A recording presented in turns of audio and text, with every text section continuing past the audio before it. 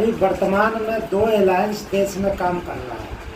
एक भाजपा के नेतृत्व में एनडीए है और दूसरा कांग्रेस के नेतृत्व में यूपीए है। ये दोनों अलायंस कभी न कभी सत्ता में रहता है, कभी यूपीए था, आज एनडीए है। लेकिन इन दोनों अलायंस के द्वारा वर्षों तक शासन करने के बाद भी जनता की समस्याओं का समाधान नहीं हुआ। लोगों की गरीबी बढ़ते जा रही है, देश में बेरोजगारी बढ़ते जा रही है, युवाओं को काम मिल नहीं रहा है, शिक्षा के क्षेत्र में प्रगति नहीं है, लोगों को मूलभूत सुविधाएं नहीं मिल रही है।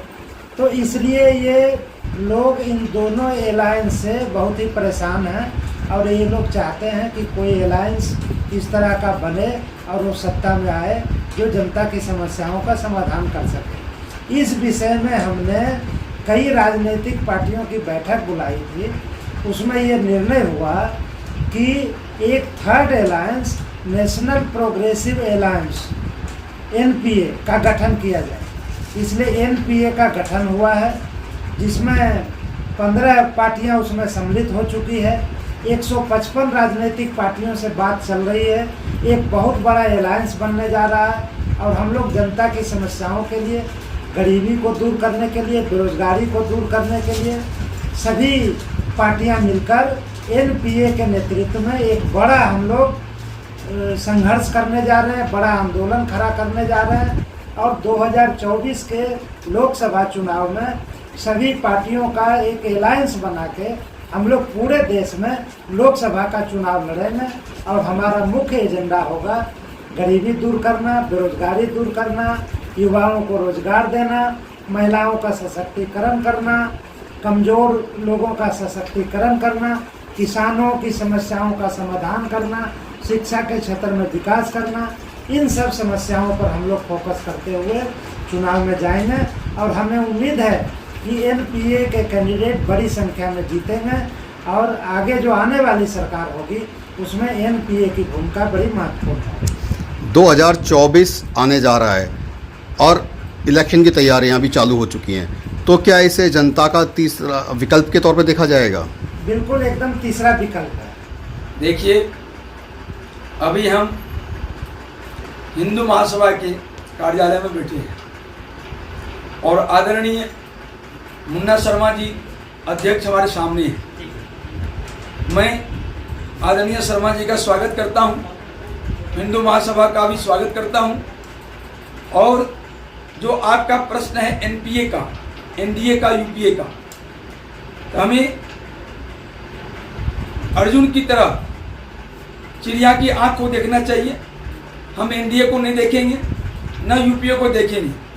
हम एनपीए बनाए हैं, नेशनल प्रोग्रेसिव अलायंस बनाए हैं, तो हमारा लक्ष्य सिर्फ एनपीए ही रहेगा।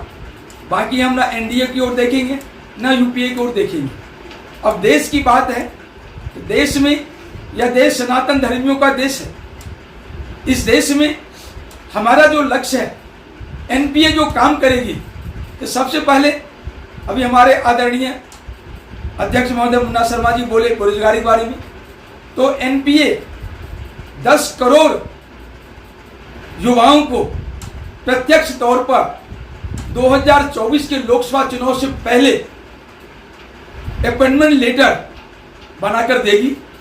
हम नौकरी का कार्ड पहले देंगे युवाओं को, फिर उनसे हम वोट लेंगे, एनपीए की सरकार बनाएंगे और सरकार बनते ही जो हम अपॉइंटमेंट लेटर देंगे उसमें 6 महीने का टाइम रहेगा।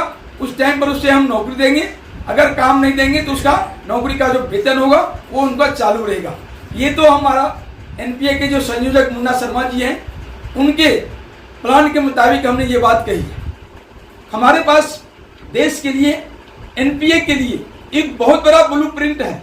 और एनपीए ब्लूप्रिंट नहीं, बल्कि आप जान लीजिए हर क्षेत्र में, हर प्रकार से वो क्रांतिकारी बदलाव लाकर कार्य करने वाला है जो आज तक 1947 से लेकर आज 2023 तक नहीं हो पाया है। हालांकि 2014 से देश में बदलाव आया है। आदरणीय मोदी जी के द्वारा बहुत बड़ा बदलाव देश को में दिया गया है। इसलिए मैं आदरणीय मोदी जी का स्वागत करता हूं, समर्थन करता हूं और उनके साथ कभी भी प्रतियोगी तो बन सकता हूं लेकिन प्रतिरोधी नहीं बन सकता। हमारी एनपीए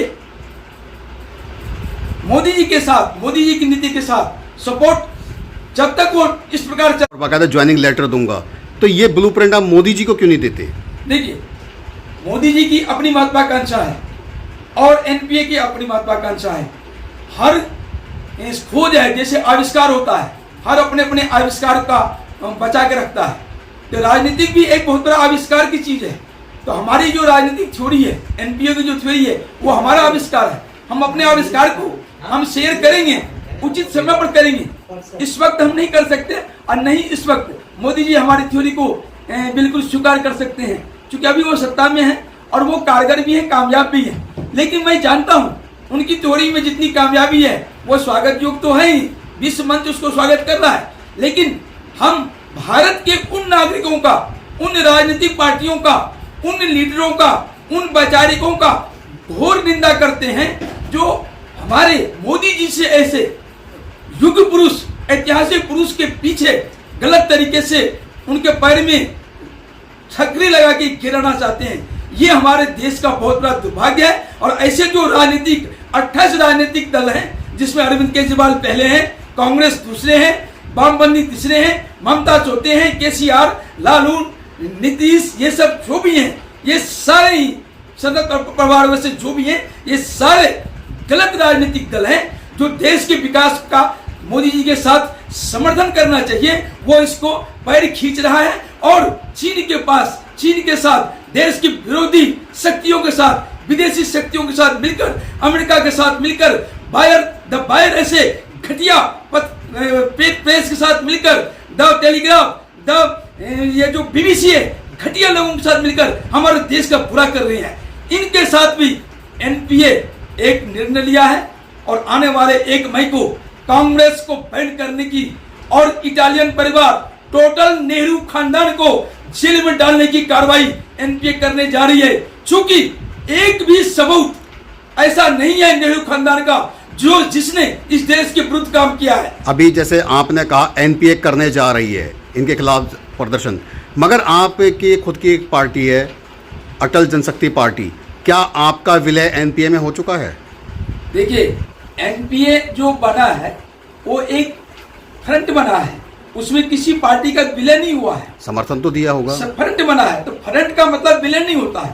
तो हम एक पार्ट ऑफ एनपीए हैं। अटल जनशक्ति पार्टी एनपीए का एक भाग बना है, लेकिन विलय तो एक पार्टी दूसरे पार्टी में विलय होता है तो विलय होता है। तो एनपीए तो एक फ्रंट है, एक राजनीतिक पार्टी नहीं है, बल्कि राजनीतिक